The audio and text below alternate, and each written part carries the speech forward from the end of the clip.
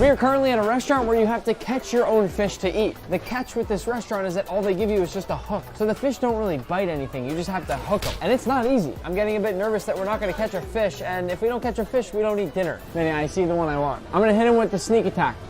Oh! Oh! Linja, get in that! Linja, get in that! Oh, I lost him! Ah, Linja. It's actually harder than it looks. We got one. To congratulate us on catching our fish, they performed a ceremony that involved the entire restaurant. Thank you.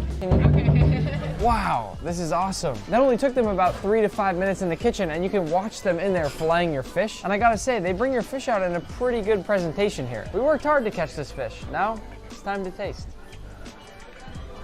It's so fresh. I don't think I've ever eaten fresher sashimi in my life.